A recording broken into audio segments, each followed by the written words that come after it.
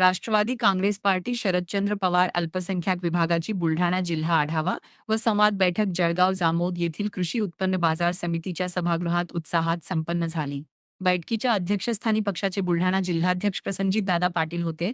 यावेळी प्रमुख मार्गदर्शक म्हणून बुलढाणा जिल्ह्याचे प्रभारी वाजिद असलम साहेब उपस्थित होते. तसेच प्रमुख पाहुणे म्हणून रिझवान खान, रफिक खान, छत्रपती संभाजीनगर जिल्हाध्यक्ष अब्दुल रझाक पठाण, जिल्हा कार्याध्यक्ष सय्यद लायकुद्दीन भाई, बुलढाणा जिल्हा महिला अध्यक्षा वर्षाताई वाघ यांची उपस्थिती लाभली. या बैठकीचे आयोजन राष्ट्रवादी काँग्रेस पार्टी अल्पसंख्याक विभागाचे बुलढाणा जिल्हाध्यक्ष करीम खान यांनी केले होते. त्यांच्या पुढाकाराने आयोजित करण्यात आलेल्या या संवाद बैठकीस पक्षाचे पदाधिकारी, कार्यकर्ते व नागरिक मोठ्या संख्येने उपस्थित होते. बैठकीला संबोधित करताना डॉक्टर रिझवान खान म्हणाले की देशाच्या सर्वांगीण विकासासाठी सर्व जाती धर्मातील नागरिकांनी एकत्र येऊन कार्य करणे आवश्यक आहे. समाजात तेढ निर्माण करणाऱ्या प्रवृत्तींना लोकशाही मार्गाने पराभूत करून सामाजिक सलोखा आणि बंधुभाव टिकवणे ही काळाची गरज आहे. ते पुढे म्हणाले की महाराष्ट्र ही छत्रपती शिवाजी महाराज, राजर्षी शाहू महाराज, महात्मा ज्योतिराव फुले आणि भारतरत्न डॉक्टर बाबासाहेब आंबेडकर यांच्या विचारांची भूमी आहे.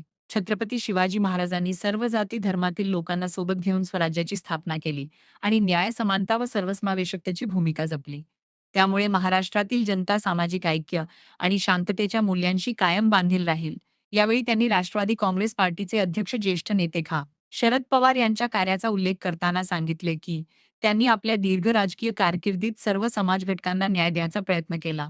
मौलाना आझाद आर्थिक विकास महामंडळाच्या माध्यमातून अल्पसंख्याक युवकांना रोजगाराच्या संधी उपलब्ध करून देणे, तसेच उच्च शिक्षण घेणाऱ्या विद्यार्थ्यांना आर्थिक मदत व कर्ज सुविधा उपलब्ध करून देण्यास महत्त्वपूर्ण योगदान दिले आहे.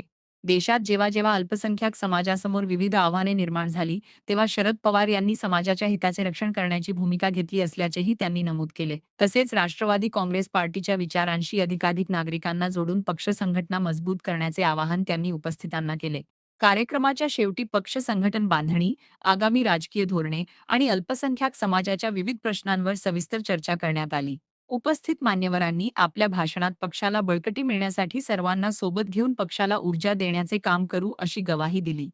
यावेळी उपस्थित कार्यकर्त्यांनी पक्ष बळकटीसाठी अधिक जोमाने काम करण्याचा निर्धार व्यक्त केला.